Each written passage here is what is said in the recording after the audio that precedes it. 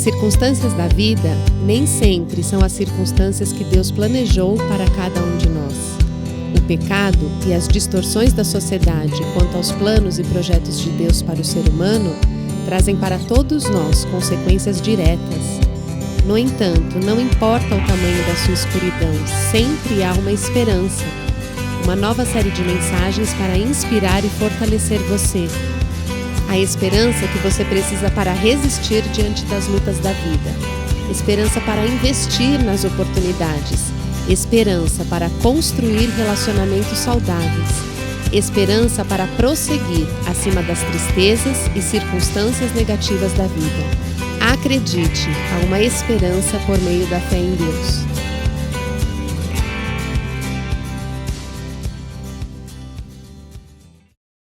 A esperança que você precisa para prosseguir.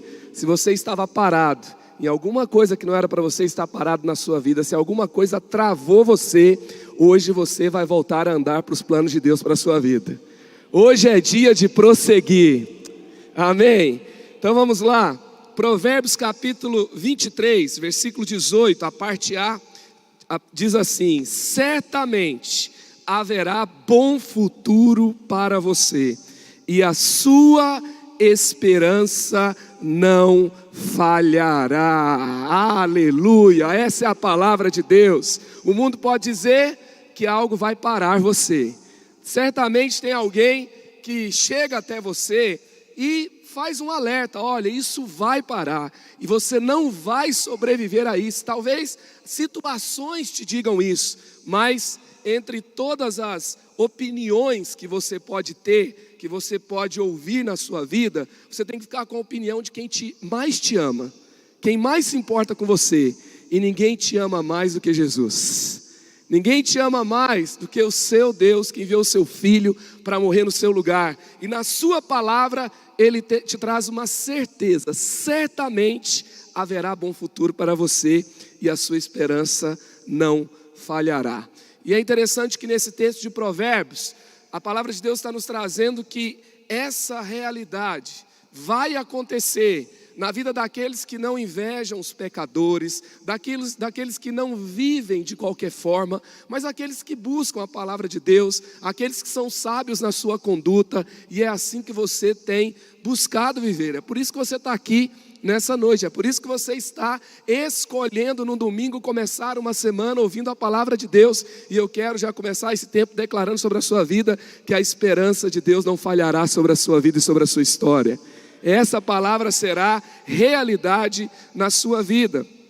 Irving McManus, ele fala: a sabedoria traz esperança. A sabedoria traz esperança. Se você de fato recebeu sabedoria do céu, se a forma que você vê a sua vida é com sabedoria, e sabedoria é mais que informação, sabedoria é mais que conhecimento, e sábio mesmo é quem foi iluminado no seu entendimento pelo Espírito Santo. E se você tem permitido que o Espírito Santo ilumine você, você não tem uma visão derrotista da vida, você não tem uma visão de que vai tudo ficar pior. Essa esperança vitoriosa, ela está disponível para nós, mas não é uma esperança como o mundo fala, não é? Até tem um ditado popular que fala que quem espera em pé vai se cansar.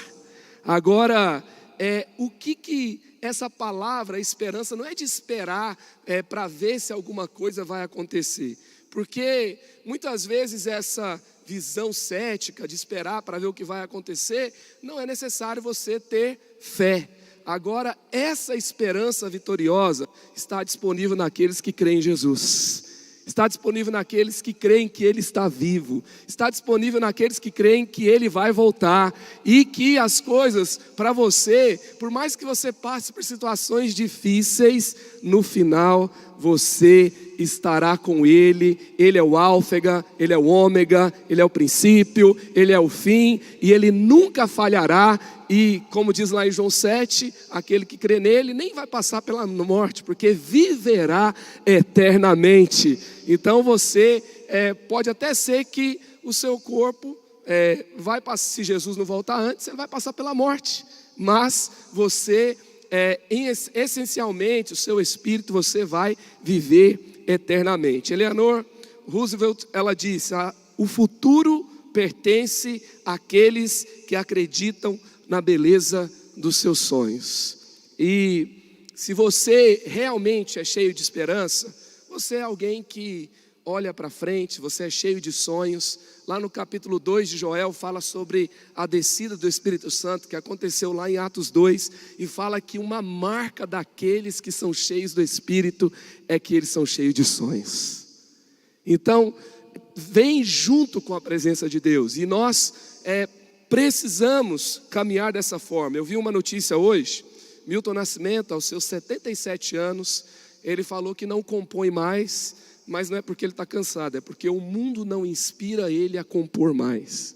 E ele fala que o mundo está difícil, que ele pode até cantar, mas ele não vai mais compor, porque não tem inspiração nesse mundo para falar de coisas boas. Eu acho que o mundo há uns 30 anos atrás não estava muito melhor do que hoje. E eu acho que também, se nós formos ficar olhando para as circunstâncias dessa vida, a gente sempre vai ter uma desculpa para não fazer alguma coisa boa. Eu não estou dizendo que ele não fez algo bom, eu não estou dizendo que ele não tenha deixado uma marca na arte, na música da nossa nação. Eu não estou culpando ele por algo, mas é uma perspectiva.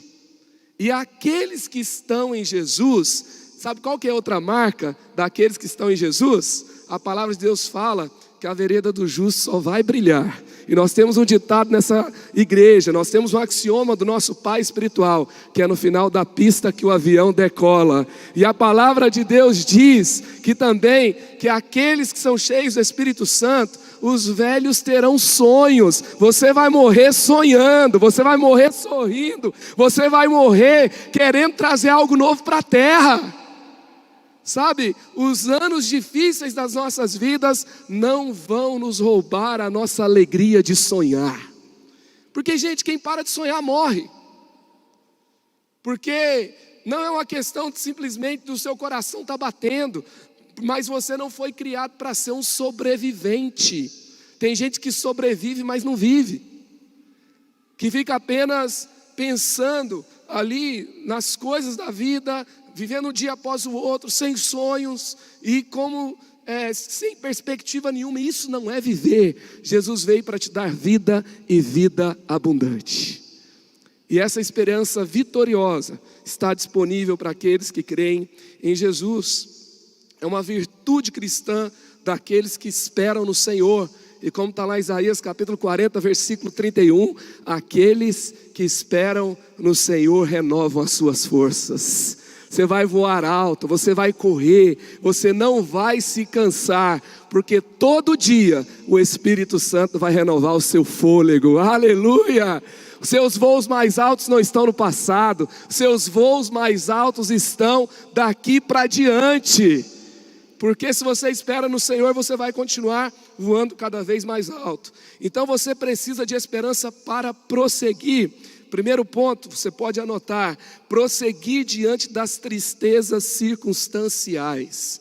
Prosseguir diante das tristezas circunstanciais. Romanos capítulo 9, versículos 1 e 2, diz assim: digo a verdade em Cristo, não minto, minha consciência o confirma no Espírito Santo. Tenho grande tristeza e constante angústia no meu coração. Quem é esse? Apóstolo Paulo. Quem é apóstolo Paulo?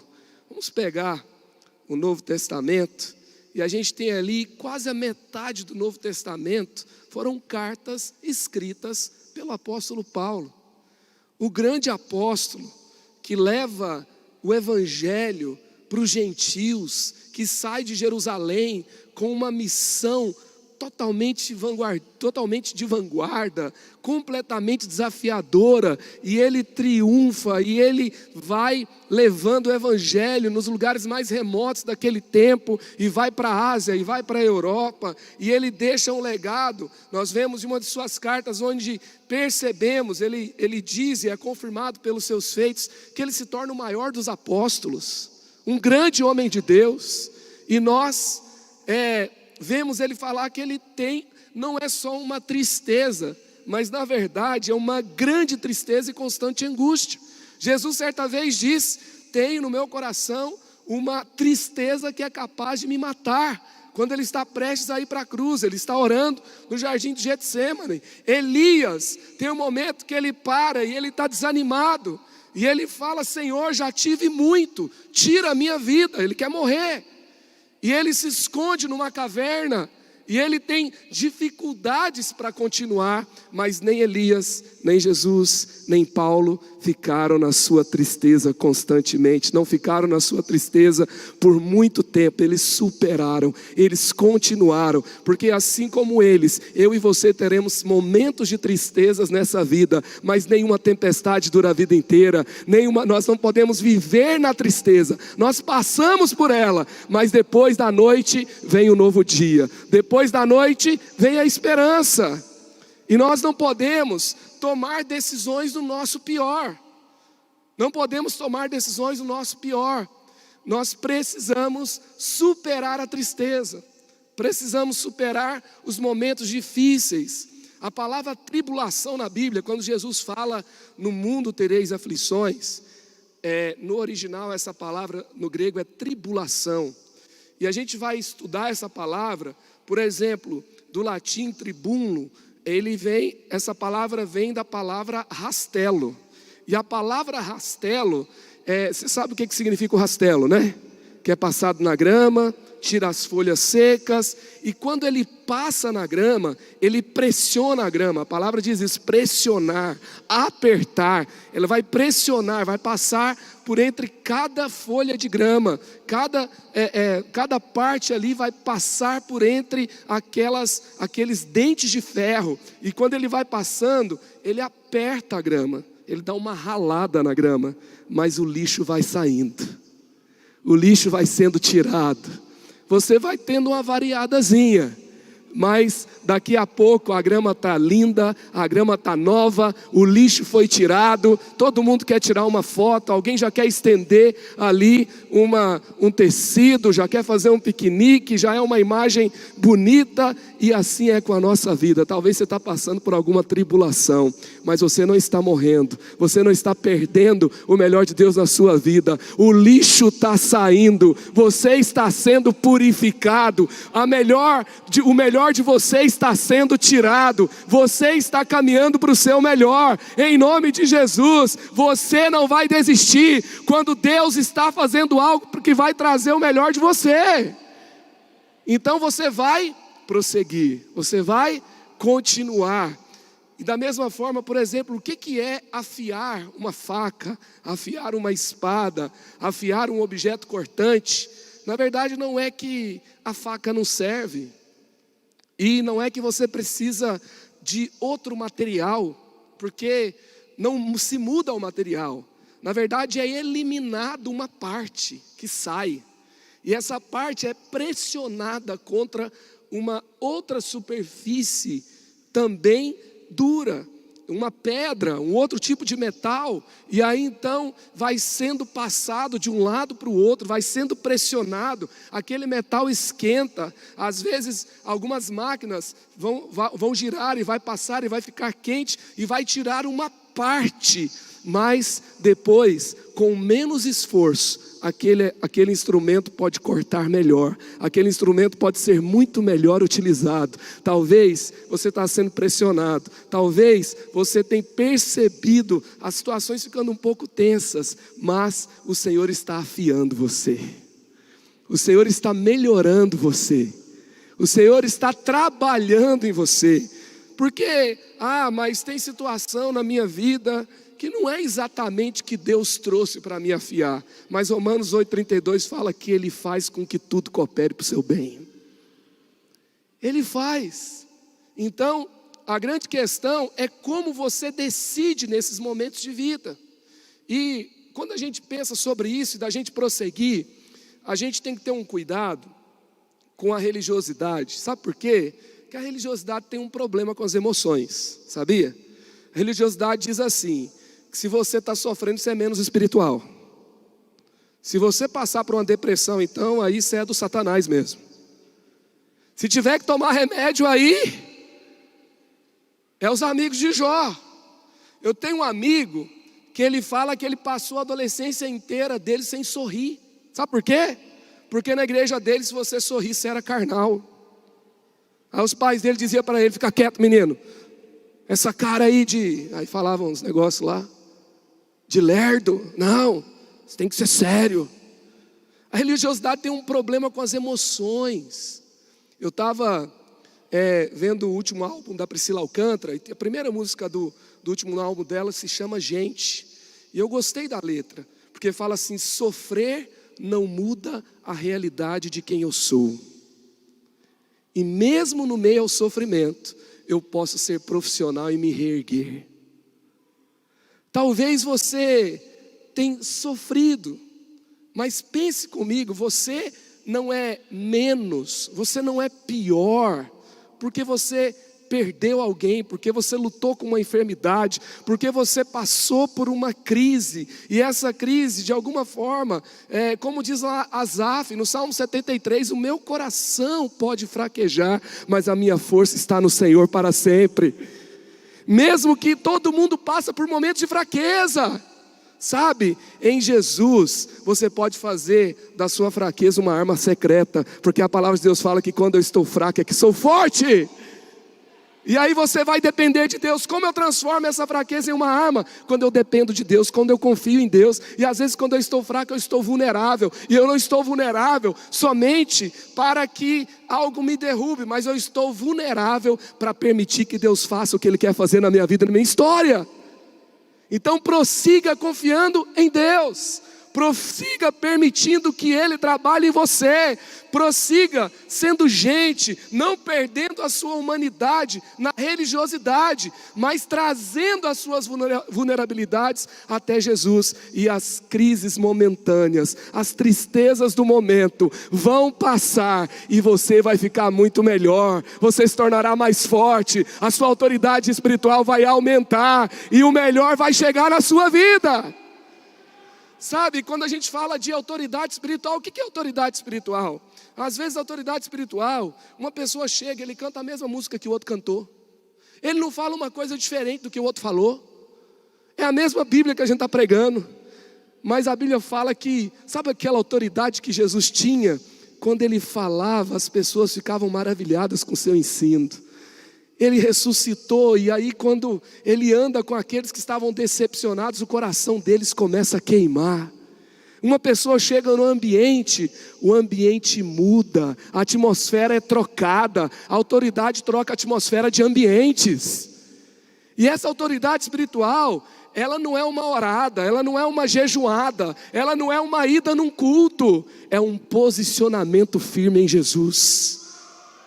Você posiciona-se nele. Você está triste, você está posicionado nele. Os tempos mudam, mas você não muda, você está posicionado nele. Você está fraco, mas a sua vulnerabilidade é para ele. E quando o tempo passa, você está do outro lado com outra autoridade. Você está do outro lado e os ambientes estão mudando diante de você. Você foi chamado para isso. Então, no meio das tristezas do momento, permaneça, prossiga, faça de Jesus a rocha firme debaixo dos seus pés, e assim o melhor sempre estará por vir. Segundo, você precisa de esperança para prosseguir diante das dúvidas da sua jornada. Tiago capítulo 1, versículo 6, pois aquele que duvida é semelhante à onda do mar, levada e agitada pelo vento. É interessante que esse texto vai falar daquele que pede, mas duvida. Já viu quando a gente faz aquela oração, aí quando Deus faz o que a gente pede, a gente fica assustado? Eu lembro do dia que o Randy Clark veio aqui, daí ele chamou as pessoas para dar o testemunho, ele estava falando de fé, daí a pessoa falou assim, não, eu não estava acreditando. Aí ele virou e falou assim, Deus fez pela graça mesmo. Porque a pessoa não acreditou que Deus faria. E às vezes a gente é esse incrédulo, como aquele pai daquele menino que tinha ataque epiléptico. Aí Jesus pergunta para ele, você crê? Ele fala, eu creio, me ajuda a ter fé. é uma fé meio esquizofrênica, né? É meio bipolar. E aí a gente crê, mas a gente duvida. E aí Paulo está falando que tem gente que tem uma fé que qualquer coisa agita. Se o mar muda, a sua fé muda. Aí você duvida. Você está orando e piora. Imagina o povo de Deus lá no Egito. Deus manda Moisés. Eles falam, agora Deus vai nos libertar. Aí o faraó vai lá e piora as coisas para eles. Aí eles pegam e já, porque as coisas pioraram, eles também mudaram o humor. Você não pode mudar de humor de acordo com as circunstâncias. Sabe por quê? Porque a base da sua vida não é na terra, não, é no céu. Você tem que ter raízes fortes. Mas não é, a gente fala que é para baixo, a gente usa essa metáfora. Mas eu acho que a metáfora mais correta seria a gente ser plantado no céu. As raízes crescem e daí a gente tem a base. Porque daí a gente é sustentado pelo céu, a gente é alimentado pelo céu. E aí as nossas raízes estão bebendo de fontes espirituais, para que a dúvida não nos leve. E a dúvida vai chegar? Vai chegar. Só que você não pode permitir que a dúvida te paralise. O meu filho Samuel tem muitas dúvidas, mas eu quero ser com Deus do jeito que ele é comigo. Ele pergunta tudo, e às vezes eu quero ajuda para responder. Toda hora tem uma pergunta. Ele chega com pergunta e fala, pai, tem índio na Índia? Aí ele pergunta, pai, se chover molha a lua? Aí outro dia ele estava lá sentado no banco de trás, ele do nada surge assim, ele fala, pai, quem controla os humanos? Eu não sei quem controla. E ele tem as perguntas dele. E se a gente fizer das nossas dúvidas uma forma da gente se relacionar com Deus? As dúvidas não são para te paralisar, não são para te afastar de Deus, elas são para você conversar com Ele. Elas são para você descansar nele. Elas são para você continuar. Quando nós vemos alguns salmos, nós vemos a própria oração de Elias ali no meio da sua crise. Eu começo a analisar, não é uma oração certa, é uma oração sincera. E nós temos que aprender a fazer orações sinceras, orações da alma. Se o que você tem hoje é dúvida, tudo bem, desde que a dúvida seja uma conversa com Deus. E você fala com Ele, e você permite que Ele te responda. Às vezes Deus não responde do jeito que a gente quer, mas Ele caminha com a gente. Aí você percebe a presença dEle. Daqui a pouco a dúvida vai embora, sabe por quê? Porque a presença dEle é suficiente para nós. Então, vamos prosseguir com esperança diante das dúvidas. Terceiro, prosseguir diante das crises relacionais, das decepções relacionais. Salmo 25:3, nenhum dos que esperam em ti ficará decepcionado. Decepcionados ficarão aqueles que sem motivo agem traiçoeiramente. Os mal intencionados que não confiam em Deus, que confiam na sua própria força, que querem dar uma de esperto e conseguem de vez em quando. No final das contas a gente sabe que não vai dar certo. Mas você espera em Deus. Você espera em Deus. E a Bíblia está dizendo que aqueles que olham para Ele não ficarão decepcionados. Aleluia!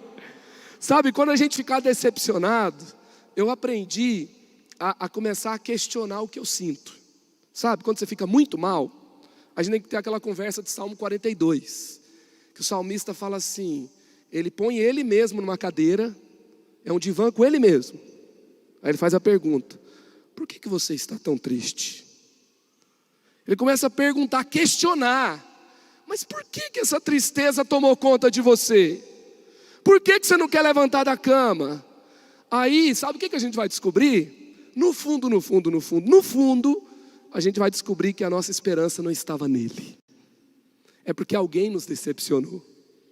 Mas eu falho, as pessoas falham, não é verdade? Quantos já ficaram decepcionados com alguém aqui? Deixa eu ver. Agora deixa eu te fazer uma outra pergunta. Quantos aqui já decepcionaram alguém? Né? Todos nós. Então, se a gente ficar muito triste, paralisado, porque alguém nos decepcionou, no final das contas, a gente vai descobrir que a gente estava errado. Porque a gente tem que confiar mesmo. A confiança que não é abalada é a confiança que está em Deus. É a confiança que está em Jesus. A gente se decepciona até com a gente mesmo, não é? Estamos em setembro, mais precisamente no final de setembro. E aqueles nossos planos para esse ano? Pode ser que a gente vai fazer uma avaliação ali e a gente fica decepcionado com a gente mesmo. Então, você não pode permitir que problemas de relacionamentos, decepções de relacionamentos paralisem você. Há um tempo atrás, um cantor que cantou para o mundo inteiro, cantava na Hillsong, e a gente ouviu as músicas deles no mundo. Eu ouvi muito na minha adolescência. Ele explodiu ali, final dos anos 90, início dos anos 2000. E essas músicas nos inspiraram bastante. E uma pessoa incrível. E ele postou nas suas redes sociais dizendo que ele não confiava mais em Deus. Ele não acreditava mais em Deus.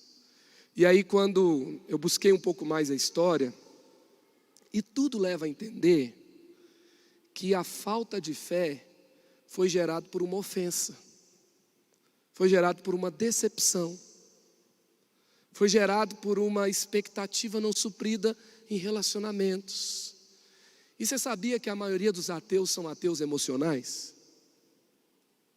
Não é um ateu da razão, mas é uma questão emocional mal resolvida que vai levar para o ceticismo.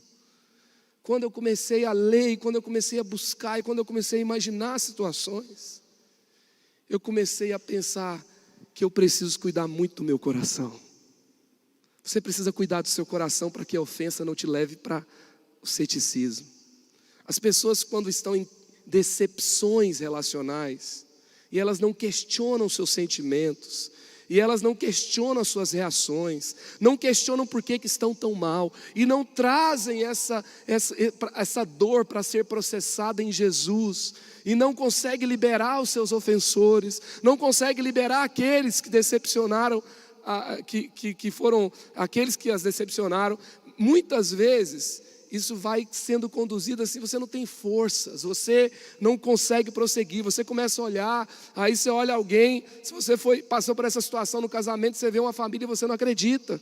Outro dia um amigo meu falou que ele estava indo se casar e os amigos dele fizeram uma reunião para questionar: ei, você acredita em casamento? Quem são essas pessoas? São as pessoas decepcionadas na família.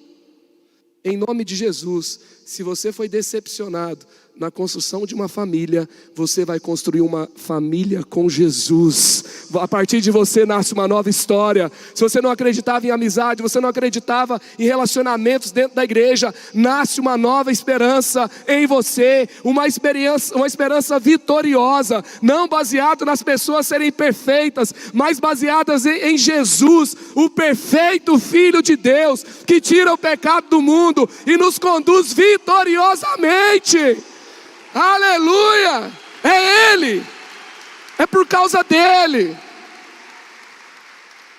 Então eu não posso colocar a minha esperança nas pessoas, eu não posso permitir que meu coração adoeça. E o pior disso tudo é que a eternidade é real. Eu não posso permitir que momentos de dor da minha vida, de tristeza, de traição, de abuso, me leve para um estado que coloque em xeque toda a minha eternidade. Tudo vai passar. Tudo vai passar. Eu tenho que prosseguir, e prosseguir confiando nele. Prosseguir com esperança nele. Quarto, eu preciso de esperança para prosseguir diante das injustiças sofridas. Bem-aventurados os que têm fome e sede de justiça, pois serão satisfeitos. Bem-aventurados. Sabe, quando eu vejo lá em Apocalipse que o Rei do Universo, Jesus, o Senhor dos Senhores, nós sabemos que Ele está assentado no trono. Aí Billy Graham fala assim: eu li a última página da Bíblia, vai terminar tudo bem. Aí você vai lá para o Apocalipse, aí você vê como está Jesus no Apocalipse. Será que Ele está preocupado, abalado com tudo que aconteceu no mundo? Será que Ele perdeu o controle? Será que as situações foram difíceis demais e houve uma crise no céu? Aí o céu entrou em colapso e o mundo ficou sem controle. Aí você vê em Apocalipse 21, Ele está assentado sobre um trono e Ele governa, e Ele reina, e Ele vive para sempre. Ele continua sentado no trono, Ele continua governando. A minha perspectiva aqui é tão pequena, tão limitada, para dizer que está tudo injusto, para dizer que no final a injustiça vai prevalecer. Então, se você sofreu injustiça, confie hoje. O Senhor Jesus está sentado no trono de glória, e Ele governa, e Ele reina, e Ele é o justo juiz. Sabe, se você sustenta a verdade vai te sustentar. Se você caminha na verdade, se você tem consciência tranquila, se você tem paz, durma o sono dos justos, e aquele que prometeu é fiel e não falhará. Sabe, não fica tentando ser justiceiro. Nós vivemos no mundo, sabe o que aconteceu no mundo? Os vilões começaram a ser, trocou o papel, são os ídolos da galera. As tramas de hoje em dia são tramas anti-herói. São tramas anti-herói. Eu estava vendo um seriado aí que a galera estava vendo, eu falei, vou ver qual que é. Assisti La Casa de Papel. Aí você começa a assistir, assim, parece que ficou meio brega, sabe? Ter coisa de mocinho, ter coisa das pessoas das boas práticas, de herói lutando com a justiça. Daí agora é o seguinte, o sistema é injusto, eu não vou ter uma visão meio idealista, cheia de ilusão que eu vou ser um super-herói que vou mudar tudo. Então eu posso transgredir as regras para dar uma lição no sistema. Aí você começa a assistir.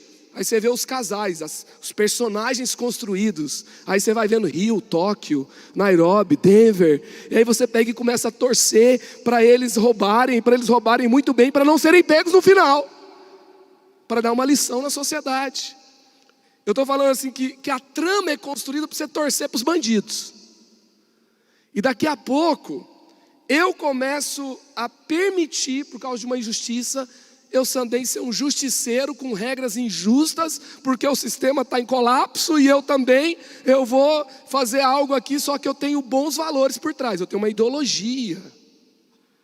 Você não foi chamado para ser um justiceiro, você foi chamado para confiar na justiça de Deus.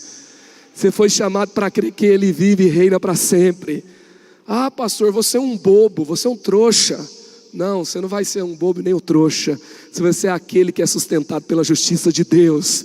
Você vai ser aquele que vai conhecer a justiça que não tarda e não falha. Não tem justificativa para a gente perder os valores. Vamos continuar. Você vê em relacionamentos. A teoria hoje é não espera não, para quê? Aí tem a teoria do desapega, sabe? Para que ficar esperando? Curta.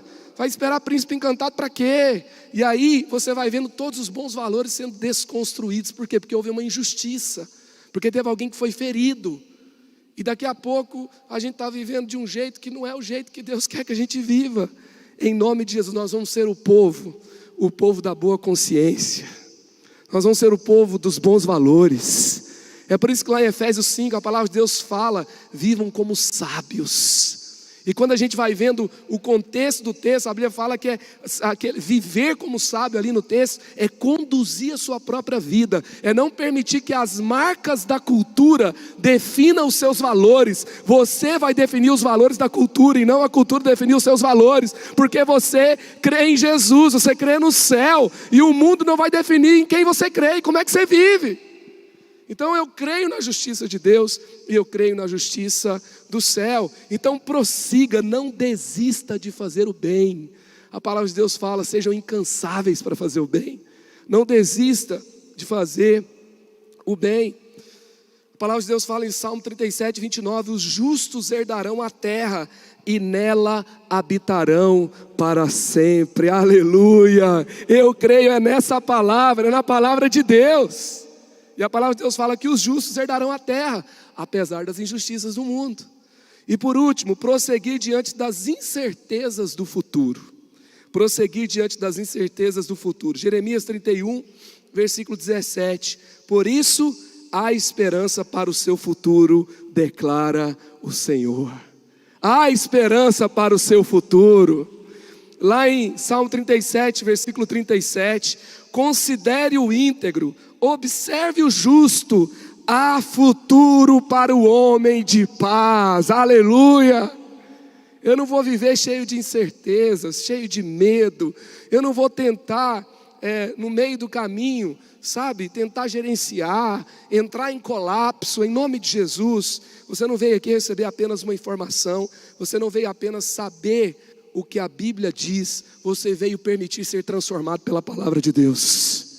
E eu quero declarar uma palavra sobre a sua vida. Se você entrou em colapso por medo do futuro, por ansiedade do que aconteceu, se você entrou em colapso, você entrou em crise, em nome de Jesus, hoje o Espírito Santo está te tirando daquilo que travou, daquilo que fez você entrar em colapso. Você está saindo como Lázaro saiu daquele lugar de morte, ele saiu daquela tumba, ele saiu daquelas faixas que o envolvia. Em nome de Jesus, você está vindo para a vida, você está vindo para os sonhos, você está vindo para a esperança, você está vindo para a fé, você está vindo para caminhar com Deus, cheio de força, cheio de coragem.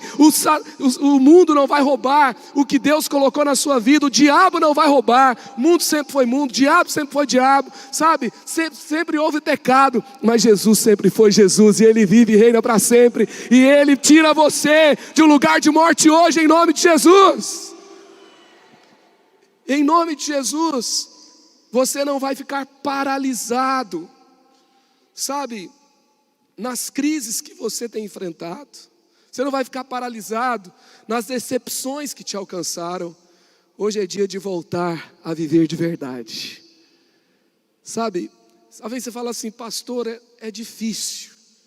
Quando eu olho lá em João 10, onde Jesus fala, eu sou o bom pastor, e eu dou a vida pelas minhas ovelhas.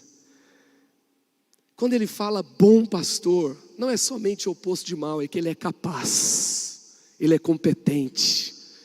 E o bom pastor está tirando você da sua crise hoje, ele é competente. Ele sabe como fazer isso. Ele sabe como tirar você desse lugar. Quantos confiam no bom pastor aqui? Quantos permitem que eles te conduzam hoje para um novo caminho, para uma nova vida, para uma nova esperança? Aleluia! E essa palavra será realidade na sua vida. Renove a sua esperança hoje. Com Deus, o seu futuro não será incerto. Provérbios 23, 18. Se agir assim corretamente, certamente haverá um bom futuro para você, e a sua esperança não falhará. Então, acredite, você tem esperança para resistir, você tem esperança para investir, você tem esperança para construir, e você não ficará paralisado. Você tem esperança para prosseguir, para continuar, para avançar. Romanos 8, 37 a 39. Receba essa palavra aqui como uma palavra de Deus para você. Receba essa palavra com fé. Receba essa palavra se apropriando dela. Mas em todas essas coisas somos mais do que vencedores por meio daquele que nos amou. Pois estou convencido que nem morte, nem vida, nem anjos, nem demônios, nem o presente, nem o futuro, nem quaisquer poderes, nem altura e nem profundidade, nem qualquer outra coisa na criação será capaz de nos separar do amor de Deus que está em Cristo Jesus, o nosso Senhor. Aleluia! Aleluia! Nada nos separará do amor de Deus que está em Cristo Jesus, o nosso Senhor. Aleluia! Aleluia! Aleluia!